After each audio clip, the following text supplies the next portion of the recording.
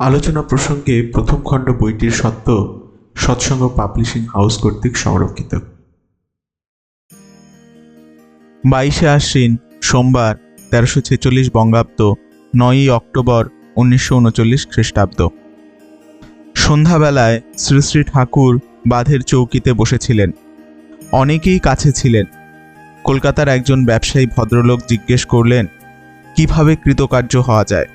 শ্রী শ্রী ঠাকুর, যজন যাজন ইষ্টভৃতি মানুষ মাত্রেরই প্রধান করণীয়। নিজে সাধনা করতে হবে, সঙ্গে সঙ্গে পারিপার্শ্বিককে বোঝাতে হবে, আর ইষ্ট ভরণের মধ্য দিয়ে নিজের সর্বশক্তি ইষ্টে কেন্দ্রায়িত করে সত্তাকে অটুট করে তুলতে হবে। পারিপার্শ্বিক বাদ দিয়ে মানুষ চলতে পারে না, তাই পারিপার্শ্বিকের সেবায় মানুষের স্বার্থ নিহিত। প্রত্যেক ব্যাপারেই যাজন ও সেবা প্রয়োজনীয়। মনে করুন আপনার সাইকেলের দোকান আছে। আপনি চিন্তা করতে লাগলেন কেমন করে আপনি প্রত্যেককে একখানি করে সাইকেল দিতে পারেন। হয়তো অনেক সুবিধা করে বা ইনস্টলমেন্ট টাকা নিয়ে একটা গরিব মানুষকেও আপনি সাইকেল জুগিয়ে দেবার ব্যবস্থা করলেন। সঙ্গে সঙ্গে তার কাছে যাজন করলেন সাইকেল দিয়ে তার কতখানি সুবিধা হতে পারে। তখন সে সাইকেল কিনল, সাইকেলের অ্যাডভান্টেজ পেল। তখন সে প্রাণ খুলে আপনাকে ধন্যবাদ দেবে। অমুক অবস্থা বিবেচনা করে কত সুবিধা করে আমাকে একখানা সাইকেল জুটিয়ে দিয়েছে, ওই রকমভাবে ব্যবস্থা করে না দিলে আমার হয়তো সাইকেল কেনাই হতো না। আমার কতই সুবিধা করে দিয়েছে। তার কথা শুনে অনেকেই আপনার দোকানে আসতে লাগলো। এমনি করে আপনার ব্যবসা বাড়তে লাগলো। তা না করে আপনি যদি তাকে ঠকিয়ে বেশি লাভের দিকে নজর দিতেন, তাহলে পরে সে টের পেয়ে লোকের কাছে বলে বেড়াতো লোকটা জোচ্চোর, ওর দোকানে কেউ যেও না। কিন্তু আপনার যদি 1000 খরিদ্দার থাকে আর প্রত্যেকের কাছ থেকে যদি সামান্য লাভ পান, তাও আপনি বলে কয়ে যদি নেন, তা 100 খরিদ্দারের কাছ থেকে বেশি লাভ করার চাইতেও কি বেশি লাভজনক নয়? আর ব্যবসা কথাটা এসছে বি অব যোগসো ধাতু হতে, অর্থাৎ যা কিনা বিনাশ থেকে বিশেষ করে রক্ষা করে। কিন্তু যাই করতে যাও মূলে থাকা চাই গুরুভক্তি, তাতে প্রবৃত্তি কাবেজে থাকে, সেবাবৃত্তি তরতরে হয়ে ওঠে, কাজ হয় নিখুঁত। এই গুরুভক্তি থেকেই মানুষ মঙ্গলের অধিকারী হয়। তাই গুরুকে ইষ্ট বলে। ইষ্ট মানে মঙ্গল, অর্থাৎ গুরুকে অনুসরণ করলেই মানুষের মঙ্গল আসে। আর এই অনুসরণের পন্থাই হচ্ছে যজন যাজন ইষ্টভৃতি। 24শে আশ্বিন বুধবার 1346 বঙ্গাব্দ 11ই অক্টোবর 1939 খ্রিস্টাব্দ। শ্রী শ্রী ঠাকুর বাঁধের পাশে খড়ের ঘরে বসে। এক নেপালি মা এসে শ্রী শ্রী ঠাকুরকে বললেন, আমাদের ঘর অর্থাৎ অতিথিশালা ছেড়ে দিতে বলেছে, আমি এখন কোথায় যাই? শ্রী শ্রী ঠাকুর সহাস্যবদনে উত্তর করলেন, এখন বহু লোক আসবে যে, ওখানে তোর থাকতে কষ্ট হবে, তুই একটা ব্যবস্থা করে নে। মাটি নাছোড়বান্দা হয়ে বললেন, আমি কোথায় কি করব, আপনি একটা ঠিক করে দেন। শ্রী শ্রী ঠাকুর, তুই পারবি, তুই খুব ভালো পারিস, তুই যা পারবি আর কেউ তা পারবে না, খুঁজে বের করে ফেল। শ্রী শ্রী ঠাকুরের বলার ভঙ্গিটাই এমনতর যে সেই মাটি এই দৃঢ় প্রত্যয় নিয়ে চলে গেলেন যে তার দ্বারা সবই সম্ভব। সুরেন ভৌমিক দা বলে এক ভদ্রলোক জন্ডিসে ভুগে ভুগে অস্থি চর্মসার হয়েছেন। কয়েকদিন ধরে আশ্রমে থেকে চিকিৎসিত হচ্ছেন। তিনি কাছে আসতেই শ্রী শ্রী ঠাকুর উল্লাস ভরে বলে উঠলেন, আরে তুই তো ভালো হয়ে গিয়েছিস, আগের চেয়ে চোখের হলদে ভাব কত কমে গেছে। উপস্থিত সবাইকে জিজ্ঞাসা করলেন, কি বলিস, অনেকটা ভালো না? সকলে বললেন, হ্যাঁ। দেখতে দেখতে সকলের চোখের সামনে তিনি যেন অনেকখানি চাঙ্গা হয়ে উঠলেন। উক্ত দাদার পেট থেকে নানা রকম পোকা পড়ে, তাই শ্রী শ্রী ঠাকুর পায়খানায় রীতিমতো কেরোসিন তেল দিতে বললেন, যাতে উড়ো পোকাগুলি অন্যকে আক্রমণ না করে। আভিজাত্য বোধ সম্পর্কে শ্রী শ্রী ঠাকুর বললেন, আমাদের ভরদ্বাজ বড় ফিজিসিস্ট বা কেমিস্ট হতে পারেন, কিন্তু তিনি প্রধানত ঋত্বিক।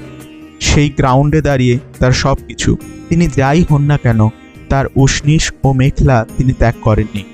ঋত্বিকের পোশাকটা বড় পবিত্র, সাদা ধবধবে চাদর ও ফুতুয়া গায়ে দিয়ে যখন একটা লোক দাঁড়ায়, যেন দেবতার মতো মনে হয়। 25শে আশ্বিন বৃহস্পতিবার 1346 বঙ্গাব্দ 12ই অক্টোবর 1939 খ্রিস্টাব্দ। জাতিস্বরদের খবর নিয়ে শ্রদ্ধেয় সুশীলদা আজ আশ্রমে ফিরে এসেছেন। সুশীল দাস শ্রী শ্রী ঠাকুরের কাছে সব ঘটনা বিস্তারিত বলছেন। সব ঘটনা শুনে শ্রী শ্রী ঠাকুর যেন আহ্লাদে আটখানা হয়ে পড়েছেন। কথায় কথায় সুশীলদা বললেন, দুইজন জাতিস্বরদের কোষ্ঠী দেখলাম, তারা যে দশায় মারা গেছে ঠিক সেই দশাতেই জন্মগ্রহণ করেছে। শ্রী শ্রী ঠাকুর ও গোপালদা উল্লাস সহকারে বললেন, তাই নাকি? আমরা আগে যা আজ করেছিলাম তাই তো হয়েছে। শ্রী শ্রী ঠাকুর, গোপাল দেখ তো দেখি ভালো করে, অনেক আগেই তো তোকে একথা বলেছিলাম। শ্রী শ্রী ঠাকুর বলতে লাগলেন, সবই তো হলো, কিন্তু আদত কথা তো বোঝা গেল না। কেমন করে এটা সম্ভব হয় সেইটাই তো কথা। জগতে এই তো প্রবলেম, এত বড় প্রবলেম আর কিছু নেই। আর খুব যে অসাধারণ একটা কিছু তাও তো মনে হয় না। তুকটা যদি কোনোভাবে বের করা যায় তাহলে তো কাম ফর্সা। এইটে হলে মানুষের সব হয়ে যায়। যা পাওয়া যায়নি তার জন্য আর চিন্তার কারণ নেই। কনসাস এন্টিটি, চেতন সত্তা তো রইলই। বিয়ন্ডকে ইনভেট করা, অপ্রাপ্তকে পাওয়া কঠিন কিছুই নয়। সুশীলদাকে বললেন, আপনি কাল থেকে সব জায়গায় চিঠি লিখতে শুরু করুন। বুদ্ধিস্ট মেডিটেশন বইটা, এই বইতে নাকি পূর্বজন্মের স্মৃতি উদ্রিক্ত করবার পন্থার নির্দেশ আছে, খোঁজ করুন। সুশীলদা একজন সাধুর কথা বললেন। তিনি গাছের পাতা খেয়ে জীবন ধারণ করেন। শ্রী শ্রী ঠাকুর, আমরা তো খাওয়া নিয়ে কত বাড়াবাড়ি করি, অথচ কত সহজে খাদ্যের সমস্যা মেটানো যায়। শ্রী শ্রী ঠাকুর যেন আজ মেতে গেছেন। বারবার সুশীলদাকে ডাকছেন, একই কথা বারবার শুনছেন, সবাইকে ডেকে শোনাচ্ছেন। সন্ধ্যাবেলায় সুশীলদা পাপাঞ্জির মৃত্যুর পর নরদেহে পুনরাবির্ভাবের বৃত্তান্ত বর্ণনা করছিলেন। শ্রী শ্রী ঠাকুর, তাহলে অতিবাহিক দেহ ছাড়া আর কিছু নয়। প্রফুল্ল, আপনার নাকি পুনর্জন্মের বৃত্তান্ত মনে আছে? শ্রী শ্রী ঠাকুর, কি জানি, তা কল্পনা কিনা বুঝতে পারি না, তবে যেন স্পষ্ট মনে হয়।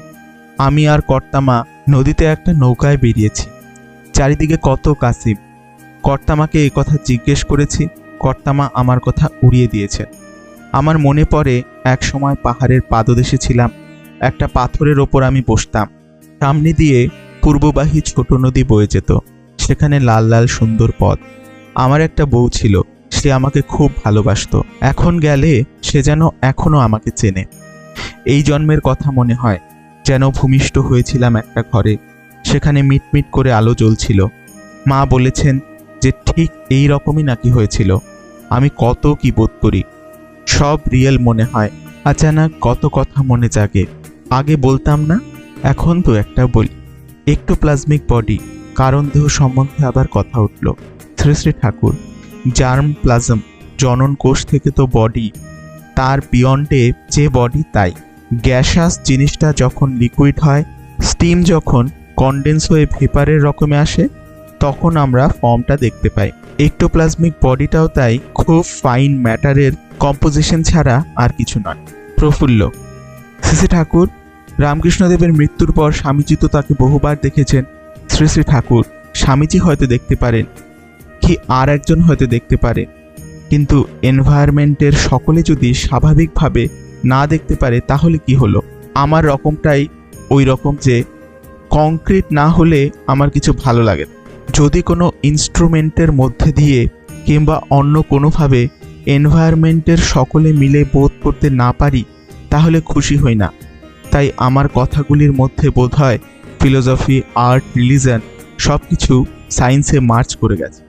শ্রী শ্রী ঠাকুর অমর ভাইকে গ্রামের এক ভদ্রলোকের বাড়িতে 1 মণ চাল সংগ্রহ করে দিয়ে আসতে বললেন চালটা যেন ভালো হয়। শ্রী শ্রী ঠাকুরকে বিশেষ একটি ভিশন সম্বন্ধে প্রশ্ন করাতে তিনি বললেন, আমি একদিন কাশীপুরের রাস্তা দিয়ে আসছি, দেখছি চারিদিকে জ্যোতিতে ছেয়ে গেছে। চারিদিকে সব দেবদেবীরা গান করছেন।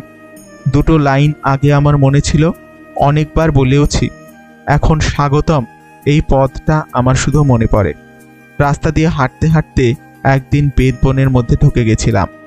কোনো খেয়াল থাকতো না, চলেছি তো চলেছি। পথ ঘাট না দেখে সিধে হাঁটতাম।